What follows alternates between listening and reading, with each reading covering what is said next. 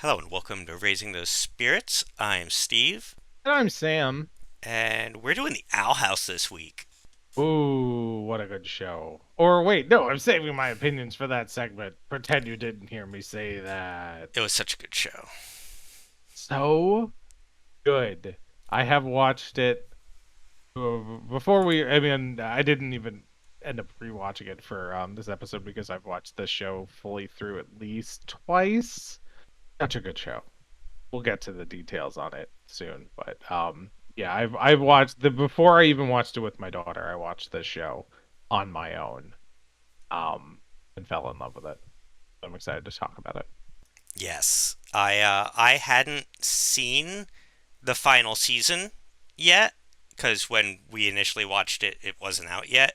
Um, Mm-hmm. and then I just hadn't. When it did come out, I didn't have time to get it. So I'm very very happy to have done it. I actually watched because we just did Gravity Falls, and my son got hooked on Gravity Falls, but we still had a lot of Gravity Falls left. And then I was like, so we're starting the Owl House, and it was just like really hard to work it in. So I didn't get to rewatch the whole thing. I kind of like scrolled through and was like, I know this is an important episode. I know this is an important episode because I've seen the first two before. So I kind of did like a highlights reel of the first two seasons, and then I actually watched the entirety of season three today. Uh, Yeah, I mean that third season's a nice it's a short one. yeah, it's Um, three episodes, but they're like 50 minutes long, so they're like double yeah, length. so it's like a six episode or it's the length of a six episode final season. Yeah. But it's like four. It's 3 45-minute specials or whatever it ended up working out to be. So yeah, no, I burnt through it today. It was hard to burn. It's a lot. They cram a lot into there for three episodes, and I was like, I don't know if I'm going to be able to do this today. I have other things to do. I can't stop and just watch cartoons. Well, I was also like getting really anxious. I was like, I have anxiety right now because I had also just again like mainlined over the last few days a lot of season two. And I was like, I have watched a lot of teen angst in a very short amount of time. Yeah. Uh, So, yeah, we'll get to that. yeah, we'll But get to it in a minute. first, we have to talk about cryptids in two ways. One, Sam's going to tell you about a cryptid. I I know am. it should be my week, but this month is Massachusetts, and since that is Sam's home state, I I let live here now. I let him take the wheel. But also for cryptids, due to constantly increasing issues with Midjourney being problematic and all AI being problematic, but especially with the giant toll it is taking on our power grid going into the summer months, we're going to stop using Midjourney. We're just going to find images that are already online that people have created of these creatures. We will credit them as best we can, but we're still gonna do every episode. We'll still bring you a cryptid that you might not have been familiar with from all of these beautiful 50 states, and then eventually the territories. Why not? Gotta get that chupacabra in for Puerto Rico, you know. Yeah, all the way over.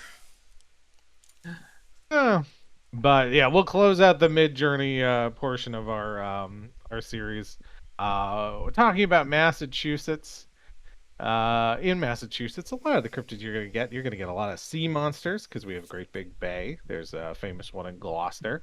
We are frequently home to Bigfoot sightings here in Massachusetts. Even my father-in-law and my nephew, both of whom are not uh people who like make stuff up, have claimed to have seen Bigfoot here in Massachusetts.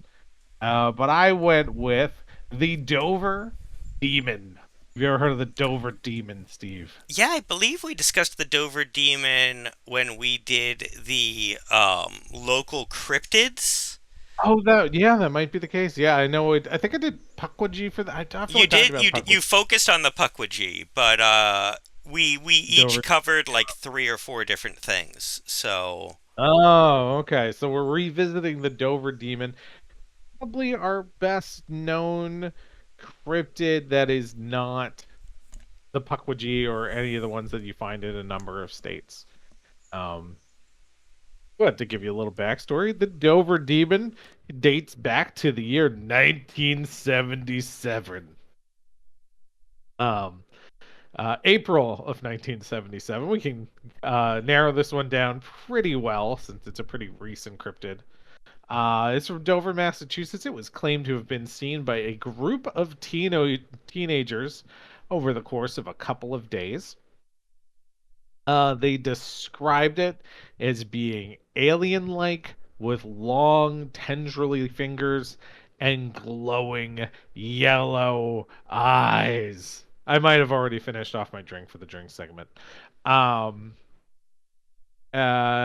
there's not a ton of sightings of this. I mean, the instance in the 70s, I think, is considered fairly quote unquote credible, just because of the number of people who claim to have seen it in a relatively short period of time. But I don't think it's something that you hear too many people saying, like, to this day they are catching the sightings of the Dover Demon. Based on its description, the most likely explanations put forth are that maybe it was a young moose or foal, and they were just the teenagers didn't know what they were looking at, or it could have been a snowy owl, based on those big glowing eyes, and the long spindly arms might have just been its feathers as its arms were outstretched. uh, It pops up in really anytime people are talking about cryptids, especially for the Northeast, they will probably end up talking about the Dover Demon on your various podcasts or cryptid hunting television shows. Um. Anyway, so for the last time, I plugged that info into Midjourney, and you can see those images on our Instagram or Facebook at RTSpiritsPod. The first prompt I put in was just Dover Demon. And pretty demonic images. They look like they could have been some medieval creatures, or maybe your Dungeons and Dragon type monsters. One of them is a pretty generic sort of looking demon with goat horns. And these are okay. I don't know. These just look like they're fairly generic artwork out of a D&D book. Um, the second thing I tried was using its description with the long spindly arms and the yellow eyes. And these end up coming out pretty alien looking. I like these ones here.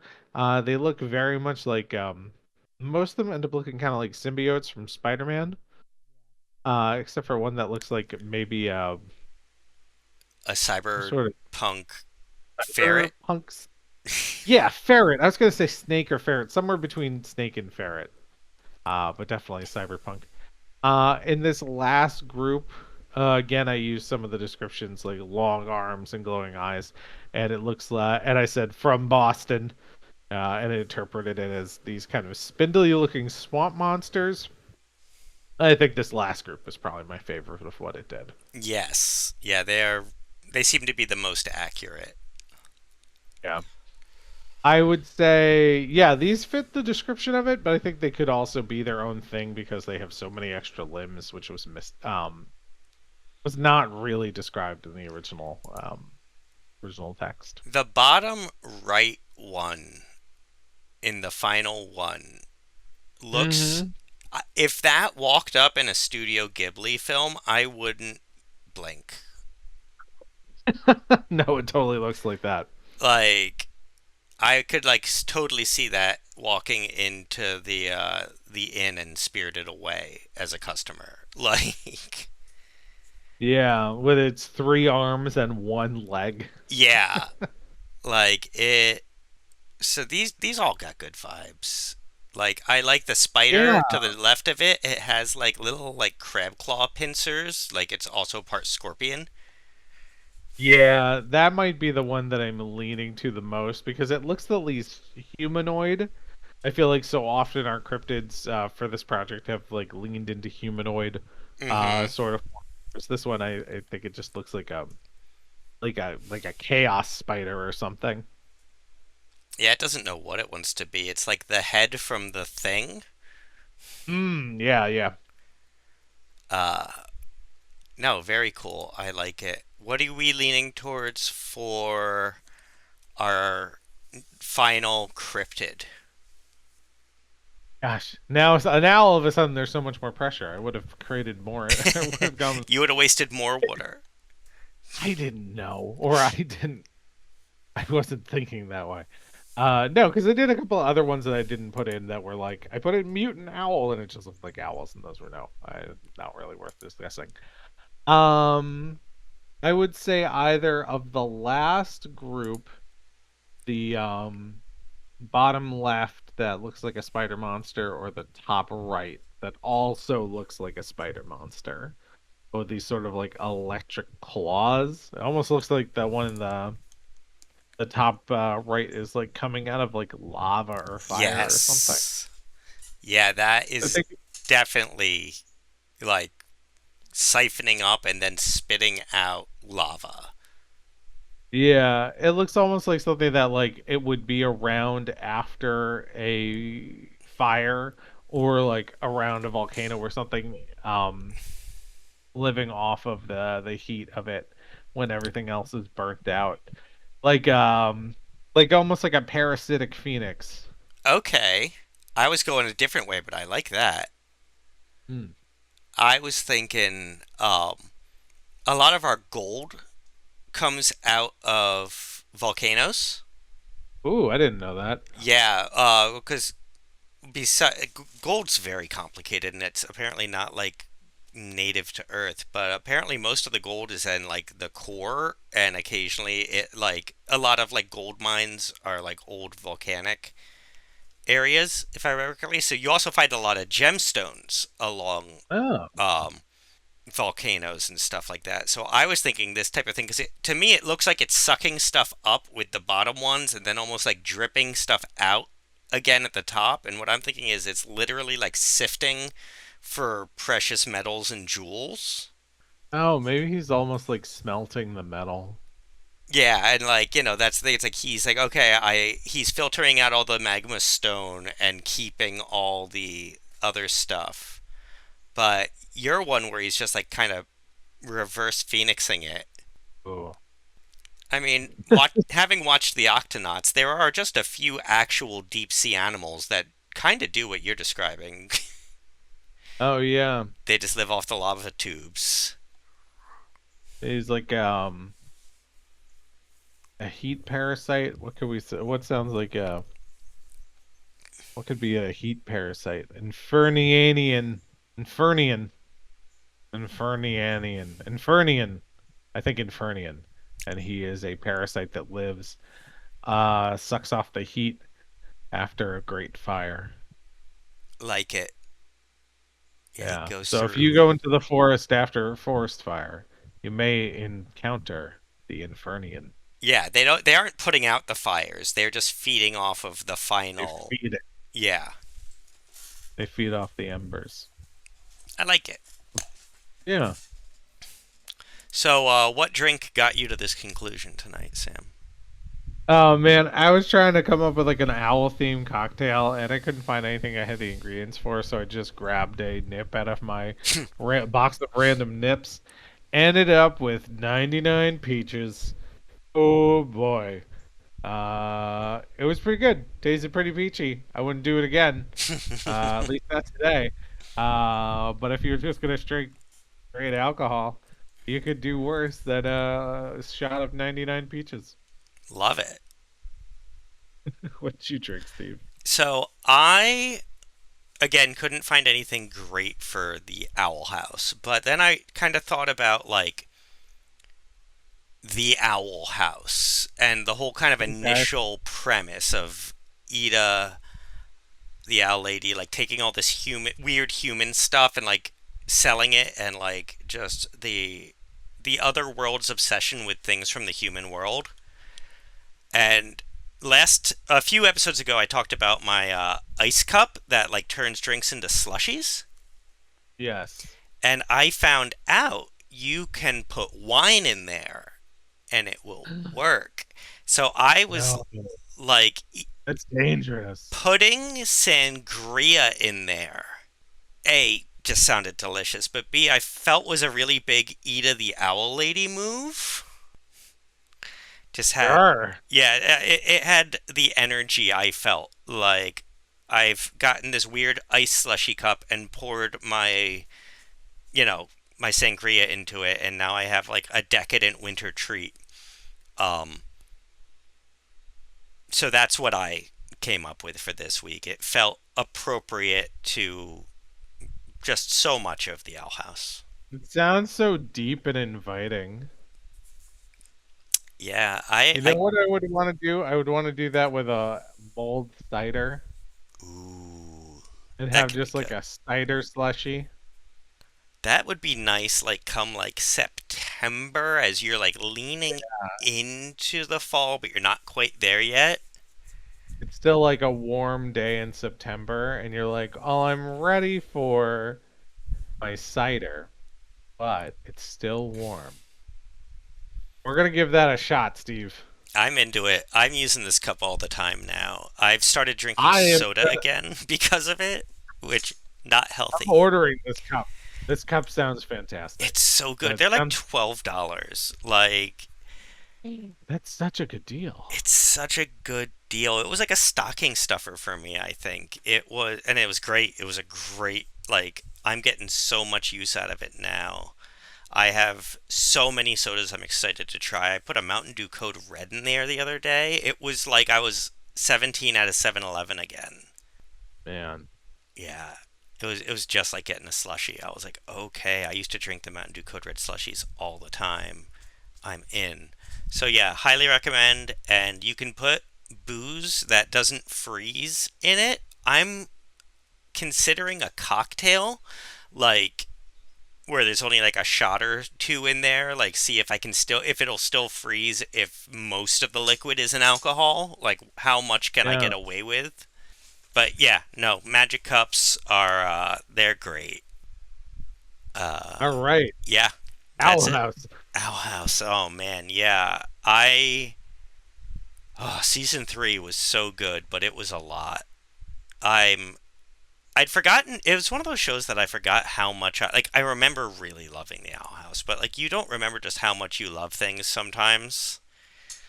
And Yeah. I got into Owl House like really I was eagerly anticipating it coming out because I think when it came out I had just finished Gravity Falls and I was like I need more Gravity Falls and this seems like the spiritual successor. all right, I can see that. Yeah. Oh man. Yeah, I did you get to finish it? Yeah, I've watched Owl House a couple of times through. Oh, I've watched okay. this. Yeah, I So this finished was one. This was one that my daughter. Yeah, I was watching it one day, and my daughter came in the room, and I was thinking at the time, I was like, oh, she might be a little too young for this. But then she was like, all in on it, and we watched the whole thing together, and it was wonderful.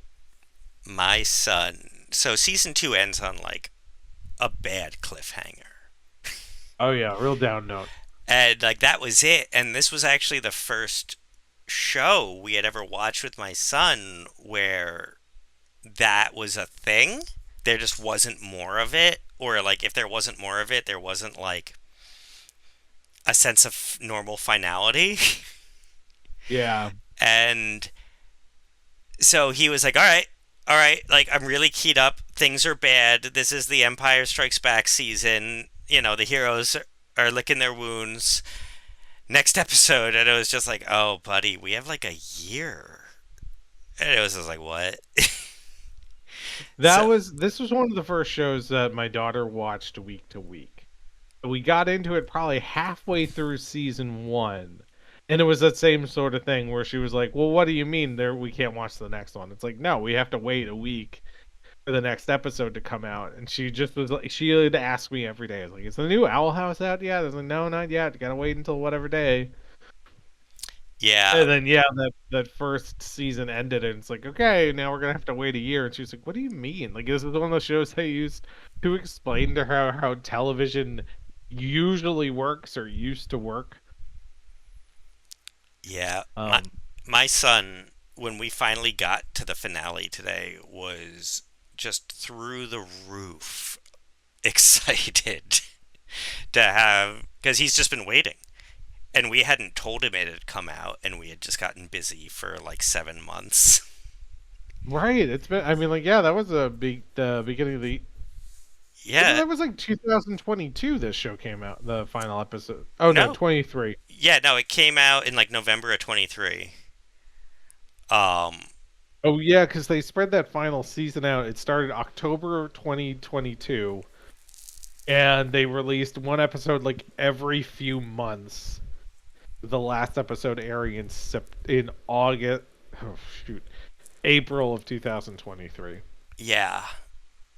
So there was like a weight off of his chest with the closure this kid got. Yeah. But no, Well, it's we got to start at the beginning. yeah. So let's talk a little bit about like the premise of this show. Oh, sorry. I know I just said this, but I have to stop because I'm going to forget to say it. Sam, Yo, I've told you so many times to watch Kipo and the Age of Wonder Beasts. you have. I still haven't done it.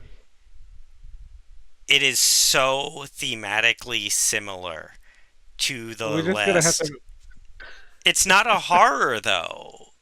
Oh, we can stretch. We can stretch. We That's can fine. Look, if stretch. it'll get We can you to stretch. watch it, there it is so similar The to. easiest way to get me to do thing is making an assignment. All right, well that's what we're doing next week then. All right, next week we'll do Kupo, so you can finally stop telling me to watch it. I will just watch it. I'm in. Cause oh man, yeah, this like I was watching so much, I was like, oh, they kind of just pulled that straight from Gravity Falls because they had to compact 20 episode season for the final season into 6 episodes. So like there were times where I was like, oh wow, that's basically just lifted from Kipo. Oh wow, that's basically just lifted from Gravity Falls. Like it was still very good, but I was just like, yeah, see the influence there. Okay, beginning. So we are introduced to uh Luz. Luz is a teenage girl. She is in high school. She is a misunderstood outcast who is into creepy and weird and strange things. And she screws up so bad at school that they tell her, you are going to a special summer camp for weird kids, help them be normal.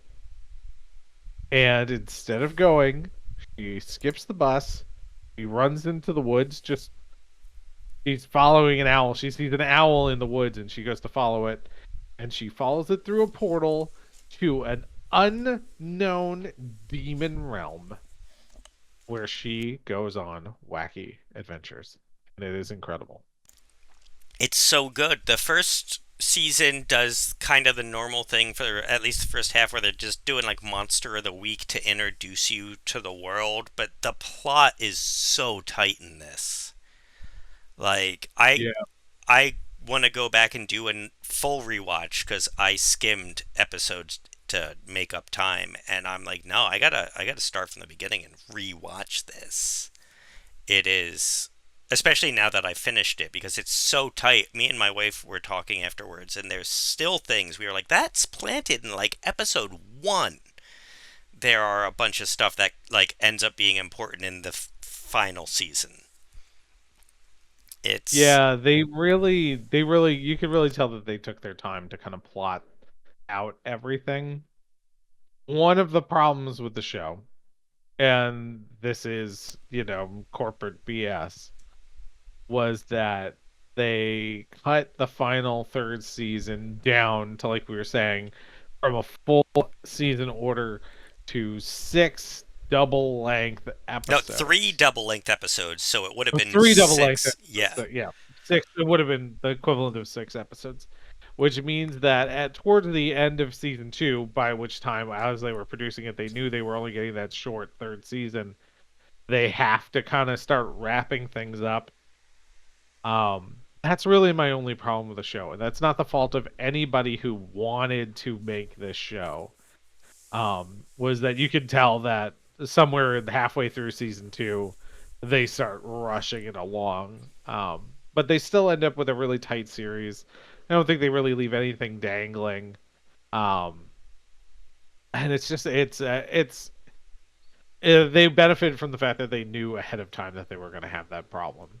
Yeah, That's really my only criticism of the show overall, and that is I would put that at the fault of and that's the Disney. Disney. They didn't choose That's to just do this. They did the best with what they had. Yeah, I think with the limitations that they had when they found out they were going to get those limitations, I think they really nailed it. Yeah, because yeah, it definitely escalates quickly, and it's not bad. Like it's very good. It's a lot to take in a Yeah. short amount of time. But they do also cute little things. Like they do for the opening for season three. They just do basically quick montages that show like the passage of time. So it's just like, oh wow, yeah, I can tell that would have been like at least two episodes right there Yeah. that they just kind of Yeah, sum up in the opening, being like, "Hey, here's what they're up to." there was a point in season 2 where somebody makes a joke about like, "Oh, let's go to the beach." It's like, "No, if only we had enough time to do an adventure at the beach. But we need to move along." And I was like, "Oh, the writers were frustrated." It's like they clearly had a plan for a beach episode that they didn't get to do. Yeah, I'm really bummed because I was actually talking to my wife. I was like, "This is one of those things where I wish," because sometimes for anime, if the anime catches up to where the manga is, it'll just kind of go off on its own and do its own thing. So like it'll be the canon story for a while, and then eventually it just kind of takes its own path. Full Metal Brotherhood did it, Helsing did it, and that's why there's two of each of those series. One follows the actual manga story, and one is the anime that got made with what they had the time for.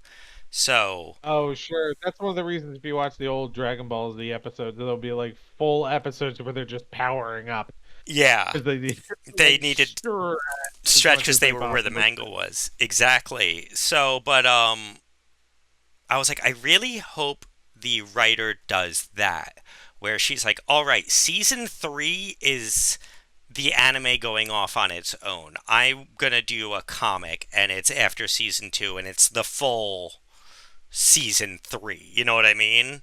Yeah, I A- would love it. I would love that if they would do that. And then I was reading that she was turning it into a light novel. Oh, And I was like, that's great. That's exactly what I was telling my wife I wanted. I was like, a manga or a light novel would be perfect. I was like, I doubt she would ever do a light novel. And then it was like, she's doing a light novel. And I was like, hot damn. And canceled. yeah. What a pain. I know.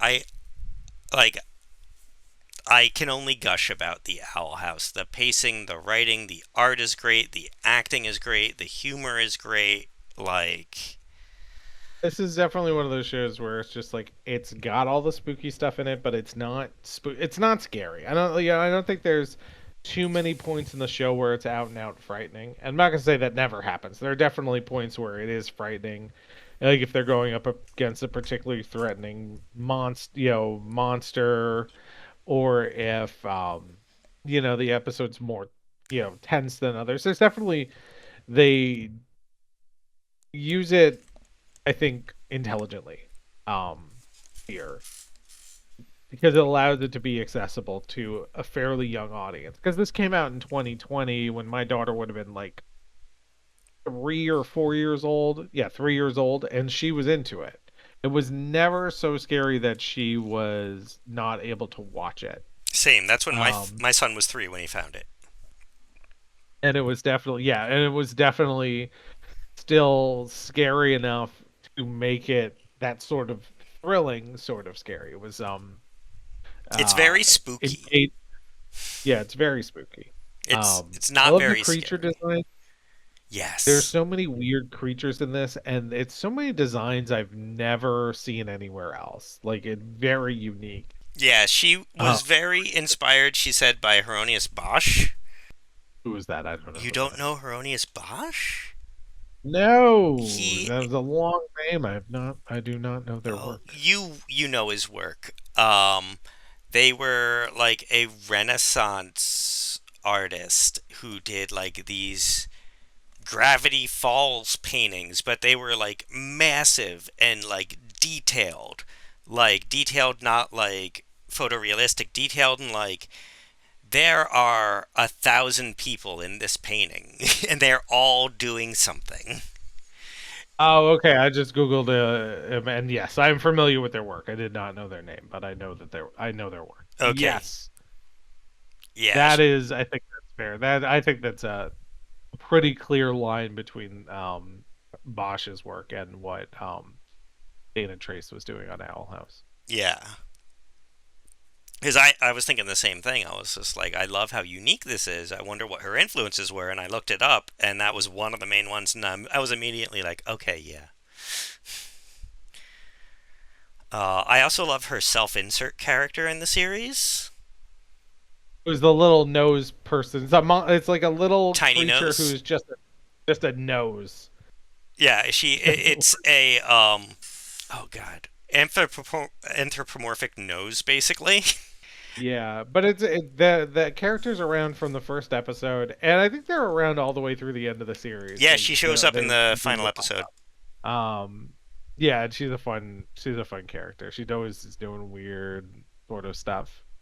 Um, oh yeah, Tiny Nose. I think they eventually give her a name that is an actual name, No, but I think not it's until the very. Tenella Noza. Oh yeah. That's it, Tanella.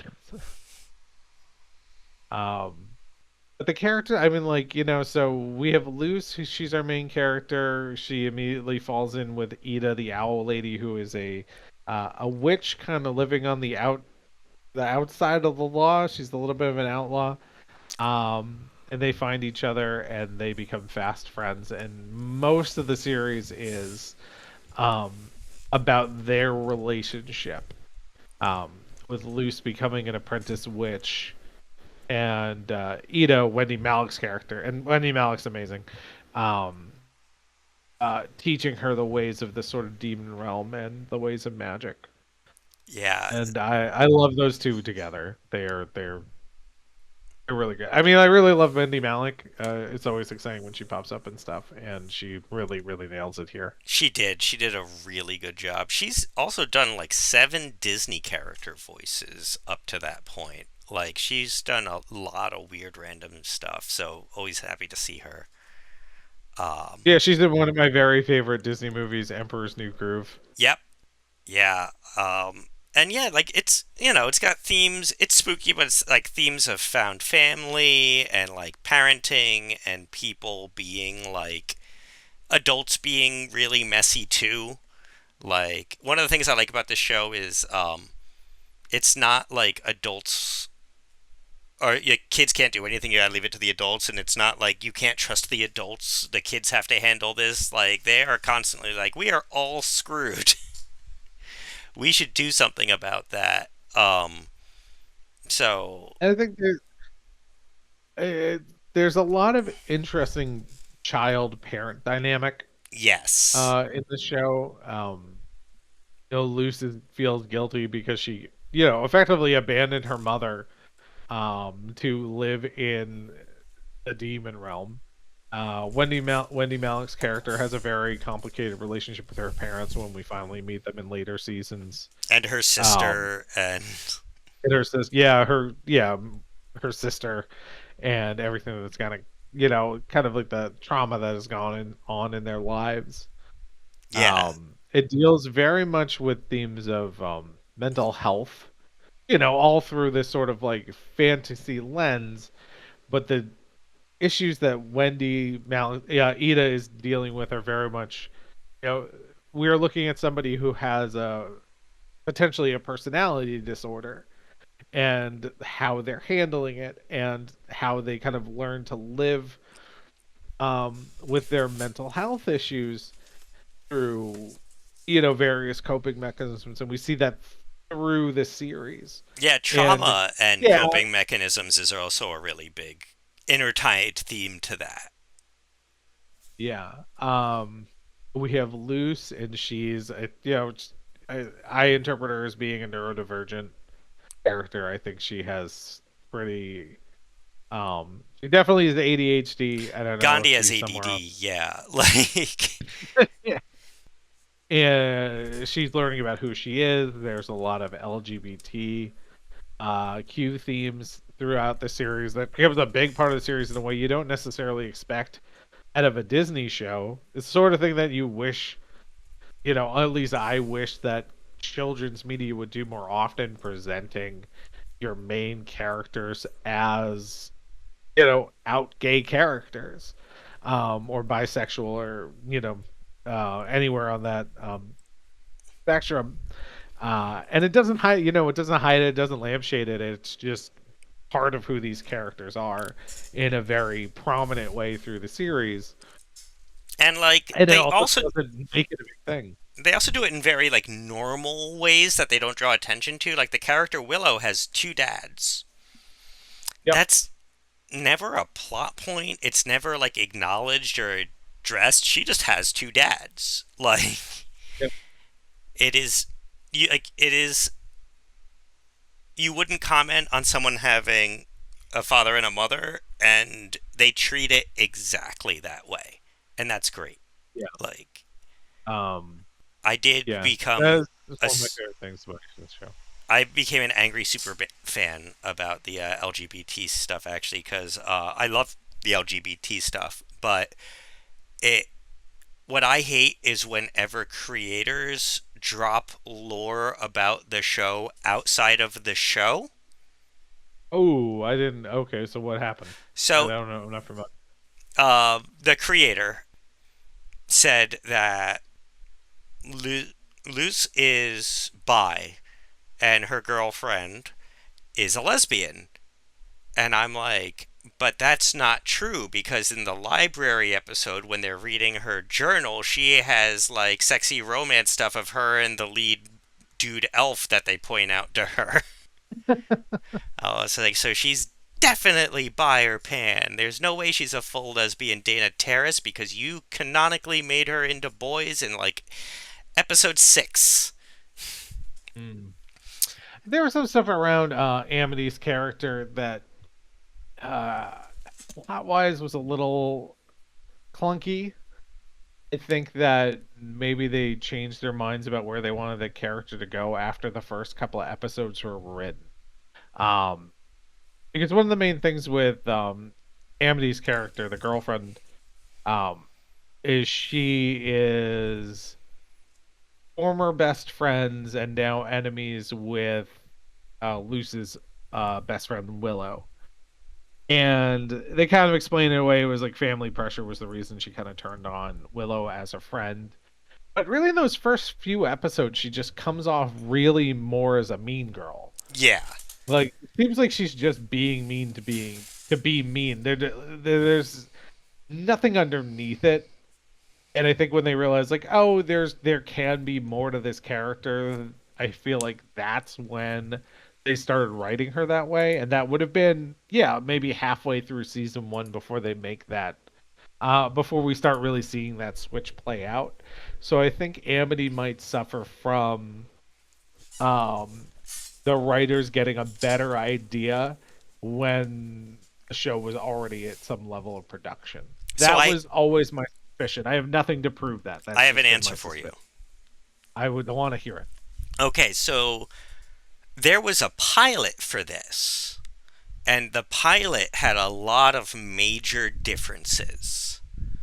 Okay. Um, so initially, Amity is an exchange student at Luz's human school, and um, her and Luz become friends, but uh, Amity drops her passport, and Luce chases after her to give it back to her, and it's when Amity's going back to the Boiling Isles, and that's how she gets trapped in the Boiling Isles. And Oh, okay. so it was a very different relationship and dynamic with her and Amity in the initial script, and I think Disney, when they made them rework the first episode, they probably were like, "Well, how does Amity fit into this?" And they took a little while to like readjust her storyline because they had to do a lot of changes.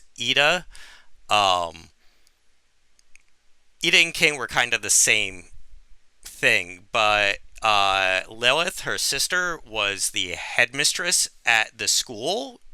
She wasn't the head of the coven, and instead of having to raid the Emperor's castle, they're raiding the school to try and get the thing that they're doing a heist for in the first episode. And Amity and Luz at the end get trapped. They actually trap Lilith in the human world in the pilot, and so since her and Amity already are friends going into it, I feel like they just had to do such a shift with so many characters. They didn't know 100% how to play her yet because they had a story, Mm. but how do we get to that point in the story? Because we have to rewrite like the first three chapters of her life. Oh, that makes a lot of sense. That definitely tracks. But yeah, they do a great job of making you, huh? I said I forgive them for those kind of clunky introductions, so they were getting their footing. Yeah, because reworking, keeping the actual structure of your script while reworking characters and stuff around sounds like a nightmare. Yeah. Um, but they do a great job of making you fall in love with characters that you start off hating. I was gonna say my low key favorite characters on this series are Amity's brother and sister. Yes, they are the best. They're me and Petra's favorite too. Yeah, and those are two more characters when they're first introduced. They're mean. They're just sort of outwardly mean and shifty towards everybody. They're always, giving Amity a hard time, and you can tell that like some of who Amity is when she's that sort of mean girl character early on in the series feels like she's a response to the fact that she's getting bullied by her older siblings. And then maybe three or four appearances of those characters in, they have a huge personality shift where they're kind of more playfully teasing her and are actually fully 100% supportive all the time.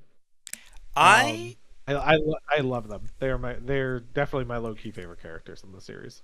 I compare this to Harry Potter a lot. I feel like this is just a much better Harry Potter. Um, but it's like in Harry Potter, they wanted them to be Fred and George Weasley, but they Hmm. didn't know how to do that initially. Because that's eventually what they just become. They become like this cool, weirdly competent background like comedic relief. Um, Yeah, and it's just like, their characters. Oh, I'm sorry. Go ahead. no, go ahead.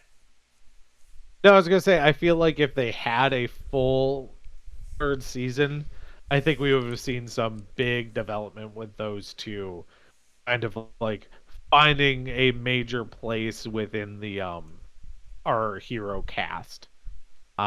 That ultimately there wouldn't have been time for in the reduced season. But I think that if they had had the full third season, we would have seen a lot more of them, and I wish we had gotten to. Yeah, same. I am so mad we didn't get a full third season because the third season was so good. But like we talked about with Gravity Falls, even the three-part series finale, I felt could have been at least 5 episodes. Yeah, And knowing that this was supposed to be 20, it was really polished. As you said, I only have one question at the end of the show. and that is. Uh, it's kind of a spoiler, so spoiler alert for the next 5 seconds. Does Sure. Amity's mother live?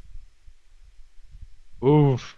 Because you do She not turns see out to be a pretty major villain. you do not see them at the end of the final episode after the time jump.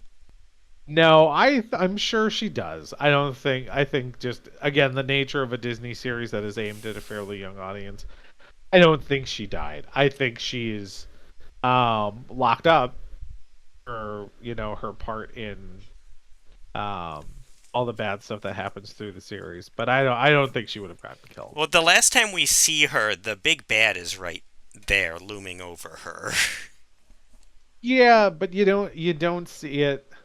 If you don't see it, like if you cut away, if the supposed implied death is off screen, I don't think she died. I personally don't. I think she would have lived. I found it weird that like you saw the rest of the family, you saw all the villains that were alive up to that point in like prison and stuff. Like they did show off other people like that. It's just a weird omission. I think regardless of where Amity's mother ends up at the end of the series, if she's in prison or even if like she's reformed or something, I do not think she has a relationship with Amity. Oh, I definitely. I think think that her entire I family think that has. that's why we don't see her at the after the time jump. I think no matter where she ended up, they've parted ways. Yeah, I just, that was my only curiosity because it's not like characters don't die in this. Um, Yeah, and that's her it's mom. I don't know. I feel like Disney loves to kill characters' Disney loves to kill the moms, mom. but they kill them. The moms are usually dead before the story begins. They kill a dad's. Well, who do they kill? They kill Mufasa on screen. They killed Ariel's mother on scene in one of the really bad Sequels. direct-to-video Little Mermaid sequels that my daughter was like super into for a while, and I was like, I hate this. This is bad. Yeah, so, okay, we're going to get back to.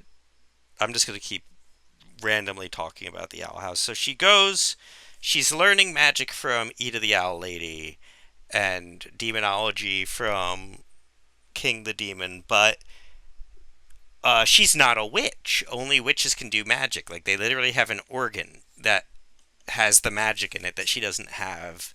So she's learning other stuff and eventually ends up getting to go to their equivalency of Hogwarts, which is a non problematic Hogwarts, oddly enough.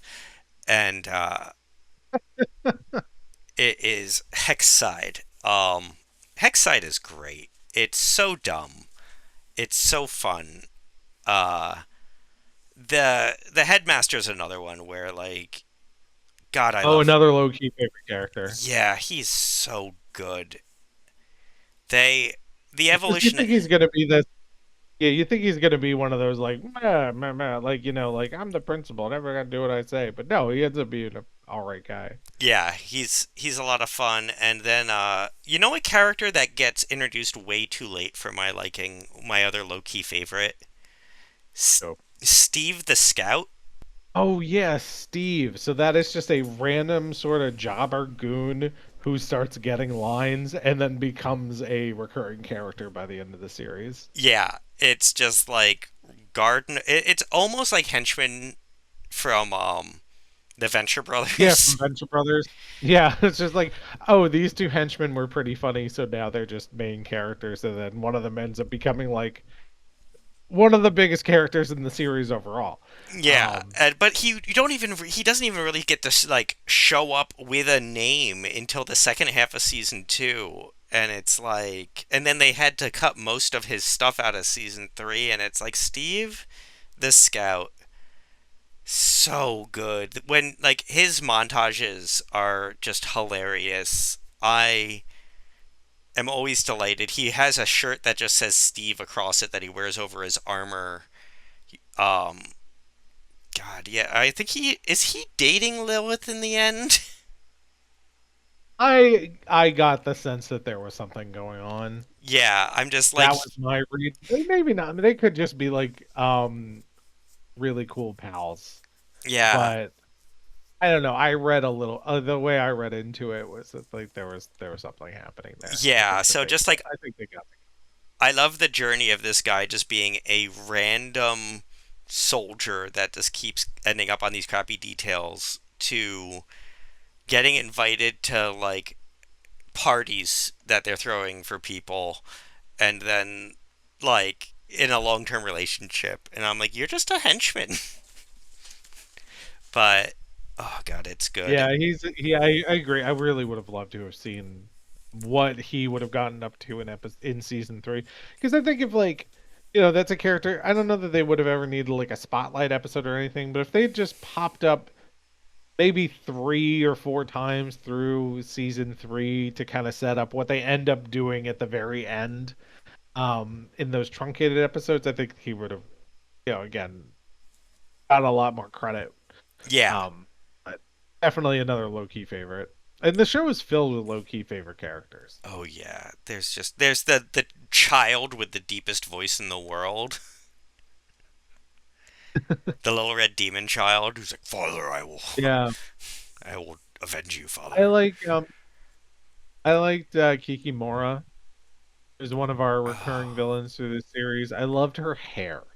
Okay. That was my. It just looks like a fist on top of her head. Um, yeah, I liked her through the series. I love the relationship whenever Lilith and Hootie are together. Oh yeah, Hootie, who is the door of the owl house, who is a owl slash worm demon. Oh, I had one more question there, actually. That is the second question I ended the season with. Spoiler again. King's Hmm. father has a hootie coming out of his eye. I did notice that. Like, what's that about? I don't think we're ever, because we're never. I mean, like, Hootie seems to be a species from a species of demon. He says that he's a worm type demon in one episode. Um, so I think that I don't think Hootie is like unique, but there probably is some sort of tie between his species and King's species, the Titans. I think again, that's a spoiler. Spoiler. King turns out to be a Titan, which is a big recurring thing in the show. Um, yeah, I don't know. I would like to see a little more, but at the same time, I think he's just we don't know exactly where demons come from or how they reproduce, so it could be whatever they want it to be. Yeah, that's the thing. We get so much lore and yet so little lore. Like, we know how this world works as well as this 15-year-old girl knows how the world works. Yeah, and I appreciate that. I don't. Yeah, one of the things when you have a show that goes on for too long, where it feels like they're spinning their wheels, is you do get a lot of those like lore backstory episodes, and it just feels like, oh, it feels like you're filling stuff in rather than moving the story forward. Yes. No, that's 100% true because what did we just. Oh, my wife and I watched the anime that time I got reincarnated as a slime. Okay, not And familiar. um, it's a lot of fun. It's got a lot of anime bullshit, but it's a lot of fun.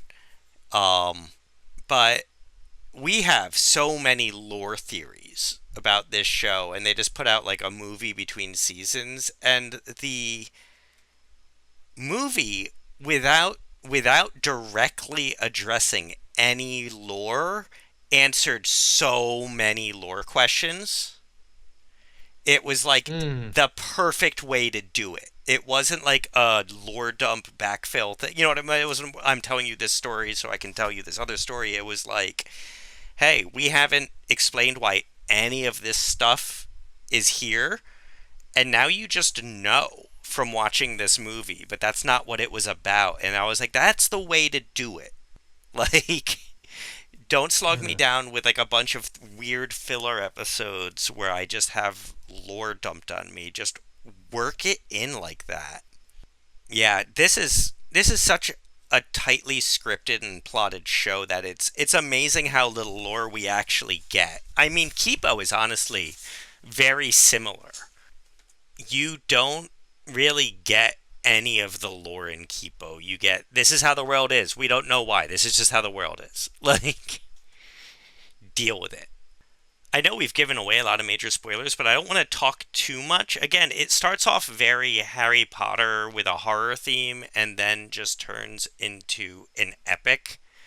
Um, I also like that It is officially tied into both the worlds of Amphibia and Gravity Falls. Oh yeah, that's true. There's a little Easter. I noticed one little Easter egg very, very at the end of the series for Amphibia. Oh, there's a few Um, Amphibia ones. oh really? I didn't see. I haven't watched enough of Amphibia to have picked up on them. I don't I think. need to give Amphibia another chance. I think we watched like the first half of the first episode and turned it off.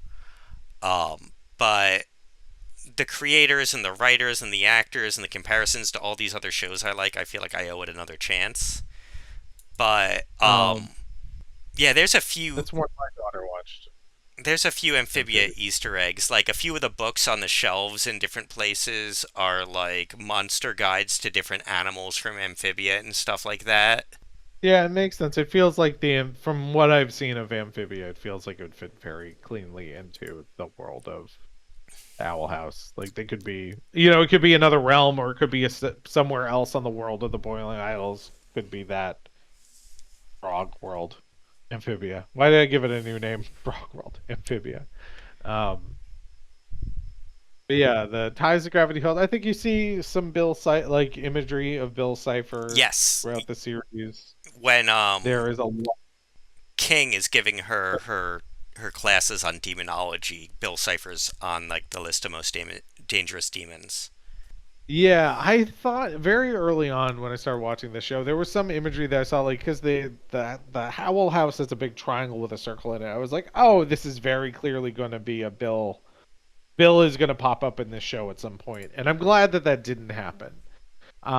I was very convinced that at some point there was going to be a direct crossover with Gravity Falls, just because of the people who were working on it. I Um, and it fits tonally. Like if you had told me this was where Stanford was, right. I would have believed it. Cuz like the thing is they're in the Boiling Isles. That's one part of this world. You know what I mean? Like what if Stanford was just on another continent? You know what I mean? Yeah. I think that if the third season had been a full third season, I think there would have been room. I think it would have been really neat if, like, oh, we need to get back to the Boiling Isles, and they team up with, other famous Disney cartoon sort of demon hunter folk. I think it would have been a perfect place to kind of check back in with Dipper and Mabel. But with the shortened season, yeah, I'm glad, there wouldn't have been space for it. And Cuz I don't know if something they ever intended to do. It just felt very much like they would have intended to do it. Milo Murphy's Law did that with Phineas and Ferb and it worked really well. Yeah, Uh I mean it's pretty regular in Disney overall. yeah. Um, if not in like an episode, like they'll have some sort of ancillary media that has the characters meeting up. Um, But yeah, I feel like we lost a yeah, lot of potential by having a bridged season 3. yeah, it's a real shame. I mean, I don't. Yeah, I've tried to read some of the articles around like why it was ultimately canceled. I think that the folks at Disney just I think it got a little too weird for them, which is funny because I feel like they celebrate it after the fact, but I think at the time it was just um I don't think the people who were making decisions at Disney kind of got what the show was. So It's very what I read about it when it happened, because the creator put out some stuff about it, and I remember reading a lot about it when it came out because I was like, oh no. Basically, they got a new Disney got a new head of like that department who chooses programming, and he cut a lot of stuff like this and said it didn't yeah. fit with Disney's vision, but a lot of it also tended to be like their LGBTQ positive stuff, etc. Ugh, Yeah, gross. so it was really gross. I was just like, you are the villain in this show. I need you to know that. Yeah. Um, Especially there was early on in the show they did these promos. Like they did little recap videos that were like, "Oh, there are these two owls and they're talking about everything that just happened on this most recent episode of the Owl House." Like, "Oh, isn't it neat that they did this and blah blah blah." And then finally the episode hits where it's unambiguous that our lead character is um bisexual. They stopped doing those little owl recaps at that episode.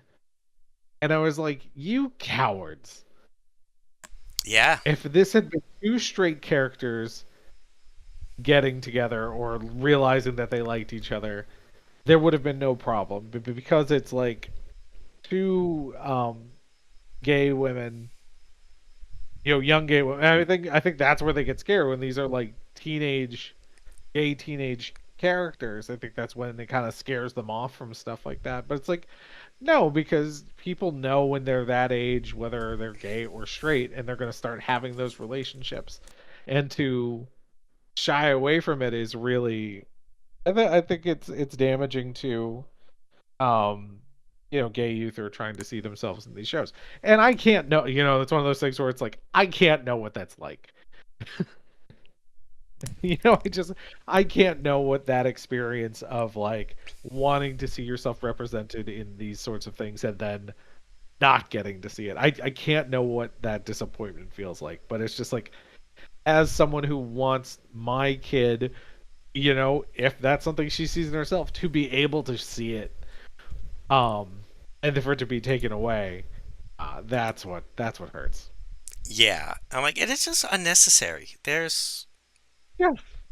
like again, there's so many shows on Disney. This is the only one. You This cowards. was the one. This is the one for the queer kids who just want to like do magic and stuff. Harry Potter has been taken away from them in a very real way. Um, And Let they them got have the it. Owl House. They had the owl. It's like this could have been Harry Potter's like less unproblematic replacement. You jerks. Yeah, this actually 4 years ago today on my Facebook memories, I posted a thing that you actually liked, and it's the same thing we're talking about now 4 years later. It's we need diverse representation, not only so every kid can see themselves as a hero of a story, but that so every kid can understand that other kinds of kids are also the heroes of the story. Oh yeah, that's a big part of it too. It's just like, yeah, straight kids need to see gay characters in it for it not to be a thing. Yeah, they'll be like, okay, yeah, he's gay. Why is that a problem? They Let it exist. just be, it's just like it's a normal thing. Let it be represented in media. Yeah, I God, it's not that long of a show. I think it is total like 43 episodes, maybe 42 episodes. Like it's something you can watch relatively quickly. Yeah, it's an easy watch.